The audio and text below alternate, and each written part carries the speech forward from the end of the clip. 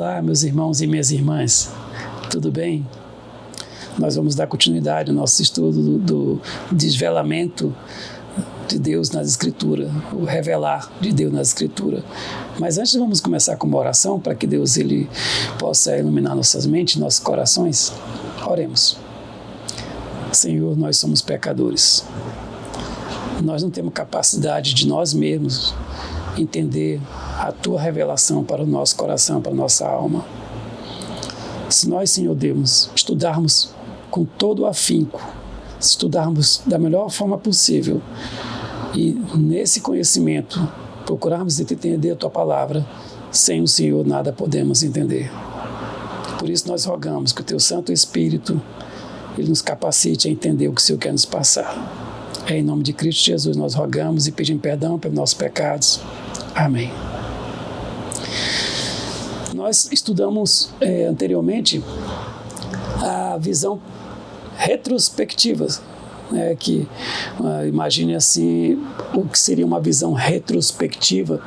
É uma visão de fatos que ocorreram, de fatos que aconteceram, mas eles aconteceram baseado em alguém ou em alguma história. Mas no caso nós estamos falando da retrospectiva da história de Cristo no Velho Testamento. Então quem vai tratar disso é João, que ele vai dizer que no princípio era o Verbo estava com Deus, e o Verbo era Deus. Esse mesmo princípio nós vamos ver também em Gênesis 1, quando fala no princípio criou Deus o céu e a terra. Então quando João fala no princípio era Deus, no princípio era o Verbo, ele fala que no princípio era a palavra. Então veja que a palavra de Deus estava no começo, na criação de tudo. E ele vai remontar Cristo naquele momento. E ali começa o momento da retrospectiva, no princípio. Então de lá para cá ele vem querendo mostrar que como o Senhor Deus, ele está presente no começo, meio e fim da história da obra redentiva. E que sem ele nada do que existe pode ser. Isso nós vimos na aula passada. Depois nós começamos da entrada ainda, falar da visão prospectiva. A visão prospectiva são fatos que Moisés vai narrar de lá do Velho Testamento ao Novo, apontando para um Messias. Ele prospecta que aparecerá alguém. Nós vamos ver isso em Gênesis 3,15, quando o homem ele caiu, Deus falou assim: da semente da mulher irá vir um homem e esse pisará a cabeça da serpente. Moisés, quando ele fala desse jeito, da semente da mulher, falando que Deus está conversando com a serpente, ele está mostrando nesse momento que o Messias prometido, ele surgirá para todos os hebreus. Então todos os judeus aguardavam esse Messias prometido.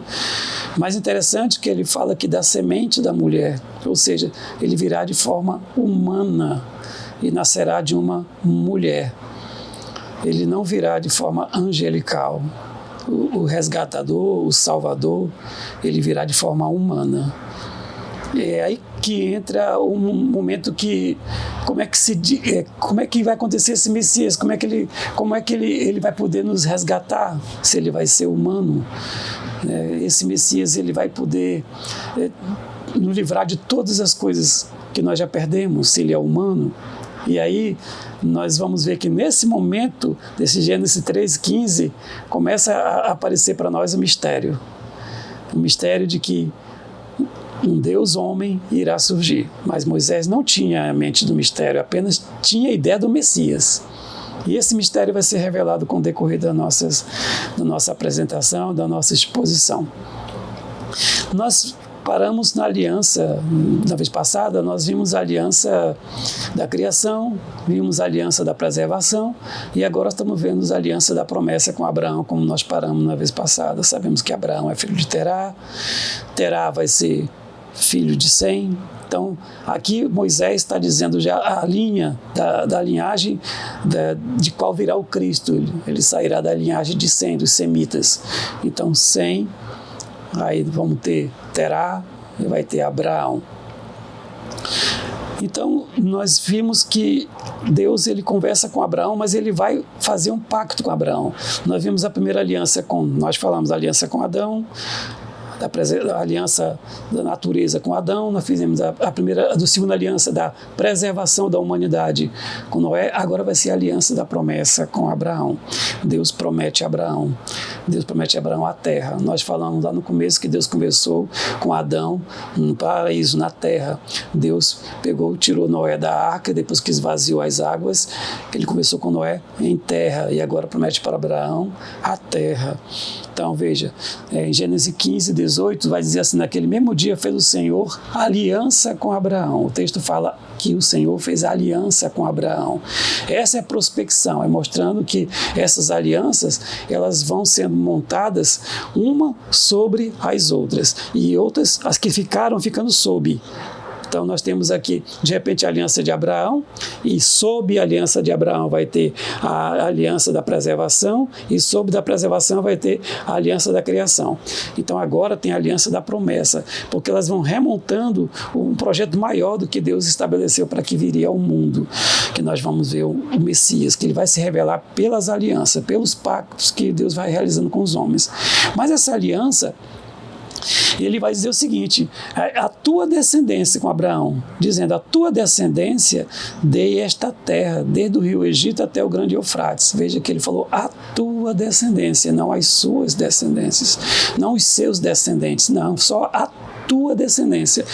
Ele falou isso com Abraão porque Abraão não só teve um filho Isaque, Abraão teve Ismael com Agar, Abraão com Zilpa teve mais alguns filhos, mas Deus falou a tua descendência. E para ficar mais claro, em Gênesis 21, 12, vai dizer assim: porque por Isaque será chamada a tua descendência. Então, Deus confirma que por Isaque será chamada a descendência dele, da onde vai sair a linhagem. Isaac, ele vai casar, ele vai ter a mulher chamada Rebeca, e Rebeca, ela vai ser estéril tal qual Sara era estéril. Ele vai orar por ela, e o Senhor Deus concede que Rebeca tenha 2 filhos, que vai ser Esaú e Jacó, serão 2 filhos gêmeos, e esses filhos vão ficar brigando no ventre de Rebeca, e ela vai ficar muito dolorida, muito assim, sentida, perguntando o que é aquilo, rogando a Deus que lhe desse aquele livramento daquela dor. Por que era daquele jeito? Mas Deus falou com ela e disse assim: 2 nações existem no teu ventre, Rebeca. 2 povos nascidos de ti se dividirão. Eles não serão unidos, se dividirão. Por isso que estão brigando no teu ventre, né? Um povo será mais forte que o outro, e o mais velho servirá ao mais moço, ou seja, Esaú vai servir a Jacó. Essa foi a palavra de Deus dada a Rebeca. E ela já sabia que o mais moço iria estar sobre o mais velho, ficar sobre o mais velho, né? Jacó. Jacó vai ter pelo menos 12 filhos, né? E nós sabemos que esses filhos, um deles vai ser José. José vai para a terra do Egito, lá porque ele foi vendido pelos irmãos, lá ele prospera, vira governador, ele chama seus irmãos e passam muito tempo, e chama seu pai, e eles vão passar muito tempo na terra de Gozém, uma terra muito boa. E naquele local, Jacó, antes de morrer, ele chega com todos os seus filhos, ele vai proferir a bênção, que é chamada bênção de Jacó. E ele vai dizer para Judá, ele vai dizer: o cetro não se arredará de Judá, nem o bastão de entre os pés, até que venha Siló. Então Moisés, que está escrevendo esse livro aqui, ele está dizendo que de Judá é que vai sair o cetro. Nem o bastão de entre seus pés, até que venha Siló, e a ele obedecerão todos os povos. Então veja que Moisés não tinha uma ideia de quem era Cristo, mas ele sabia que de Judá iria proceder. Então nós vimos a aliança da criação com Abraão, a aliança da preservação com Noé, da promessa da terra com Abraão. Agora o Senhor Deus vai conversar com Moisés, porque o povo de Israel vai sofrer 400 anos no Egito. O Senhor Deus ouve o clamor deles e ele liberta o povo através de Moisés. Moisés atravessa o Mar Vermelho e vai para o Monte Sinai, e no Monte Sinai ele vai oferecer um sacrifício no altar, que vai ser a aliança da lei de Moisés. Isso vai estar em Êxodo, meus irmãos e minhas irmãs, 24, 6, 8, que ele vai dizer assim: Moisés tomou a metade do sangue e o pôs em bacias, e a outra metade aspergiu sobre o altar. E tomou o livro da aliança e o leu ao povo. E eles disseram: tudo o que falou o Senhor, faremos e obedeceremos. Então tomou Moisés aquele sangue e o aspergiu sobre o povo e disse: eis aqui o sangue da aliança que o Senhor fez convosco a respeito de todas estas palavras. Veja que nesse momento Moisés pega o sangue e vai aspergir sobre todo o povo. É interessante que o povo falou o seguinte: tudo o que falou o Senhor faremos e obedeceremos. Nesse momento nós vamos ver que o povo de Deus começa a ouvir e obedecer a Deus pelas suas palavras escritas. Moisés desceu com as leis e aí ele vai dizer: agora vamos obedecer ao que o Senhor mandou escrito para nós. Ou seja, o povo já tinha em mente daquela ideia de somente a palavra de Deus, porque Deus se revelou pela sua palavra. Nós vimos a aliança então da criação com Adão, a aliança da preservação com Noé, a aliança da promessa da terra com Abraão, a aliança da lei com Moisés. E agora vamos ver a aliança do reino com Davi. Em 2 Samuel 7, 12 e 17, vai dizer assim: quando teus dias, Davi, se cumprirem, e descansarem com teus pais, então farei levantar depois de ti o teu descendente, que procederá de ti, e estabelecerei o seu reino. Este edificará uma casa ao meu nome, e eu estabelecerei para sempre o trono do seu reino. Eu lhe serei por pai, e ele me será por filho. Se vier a transgredir, castigá-lo-ei com varas de homens e com açoite de filho de homens. Mas a minha misericórdia não se apartará dele, como tirei de Saul, a quem tirei diante de ti. Porém, a tua casa e o teu reino serão firmados para sempre diante de ti. O teu trono será estabelecido para sempre, segundo toda esta palavra, conforme toda esta visão, assim falou Natã a Davi. Então, meus irmãos e minhas irmãs, vejam que ele fala aqui, como retirei de Saul. A promessa que nós vimos que aqui quem escreveu esse livro aqui já vai ser Samuel. Já não é Moisés. Aqui Moisés já morreu, o povo de Israel já entrou na terra prometida, existiram o momento dos juízes, depois dos juízes que vai entrar o momento dos reis. Mas então veja que aqui Samuel está dizendo o pacto que houve de Deus com Davi, com aquele que vem de Judá, a aliança do rei de Davi, a aliança de Judá. Mas veja que o povo escolheu um rei que era o rei Saul. Saul era da tribo de Benjamim. Era um rei como o povo queria, mas não como Deus queria, porque em Saul Cristo não poderia ser mostrado, não poderia descender de Saul o Cristo. Então veja que Deus retirou Saul e colocou Davi, porque é em Davi, que é da tribo de Judá, da qual Cristo terá que vir. Então nós vimos a aliança da criação com Adão, terra, homem e Deus. A aliança da preservação com Noé, terra, homem e Deus. A aliança da promessa com Abraão, terra, homem e Deus. A aliança lá no Monte Sinai, naquele monte, naquela terra. Então, terra, homem e Deus. A aliança de Davi, terra, homem e Deus. Porque o rei, quando vai formar, fizeram naquele momento, daquele momento teve um governo, estabeleceu um governo onde vai ter uma nação, e a nação tem que ter terra, né, tem que ter as suas leis, e assim estabeleceu, então, terra, homem e Deus. Agora vamos falar da aliança da graça de Cristo, que é a aliança gloriosa, real do propósito de Deus, que ela vinha se revelando. Agora ela finalmente se revela, que quando nós falamos da aliança da graça de Cristo, nós temos que remontar também em nossa mente a questão que nós vimos falando anteriormente sobre terra, homem e Deus, porque agora nós vamos ter que falar em nova terra, novo homem, e Deus se revelando completamente. O mesmo Deus, só que agora vai estar revelado por completo. Nós vamos ver que os profetas,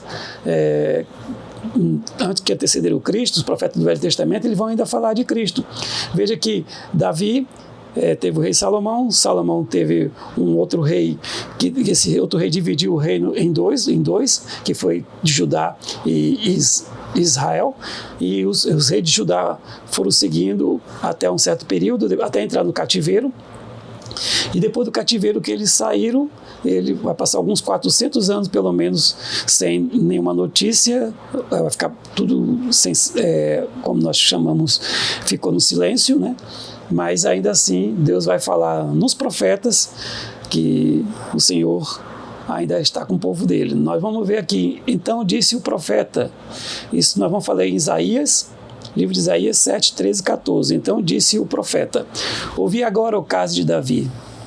Acaso são vossos, não vos basta fadigar os homens, mas ainda fadigar também o meu Deus? Portanto, o Senhor mesmo vos dará um sinal. Eis que a virgem conceberá e dará à luz a um filho e lhe chamará Emanuel, que quer dizer Deus convosco. Ainda Miqueias 5,12 vai dizer: e tu, Belém, Efrata, pequena demais para figurar como grupo de milhares de Judá. De ti me sairá o que há de reinar Israel, e cujas origens são desde os tempos antigos, desde o dia da eternidade. Veja que aqui Miqueias está dizendo que ele existe antes do mundo existir. Ele existe desde a eternidade, de eternidade a eternidade ele existe. E em Isaías 43 ainda vai dizer: vós que clama no deserto, preparai o caminho do Senhor, endireitai no ermo a vereda ao nosso Deus. Nós vamos ver isso, os profetas apontando que Cristo viria. Ainda nós, quando chegando já no Novo Testamento, Cristo, ele veio, ele nasceu, nós sabemos que ele veio de uma mulher, nós sabemos que ele veio Maria e José, o anjo conversou com ela e disse que ele seria o Cristo.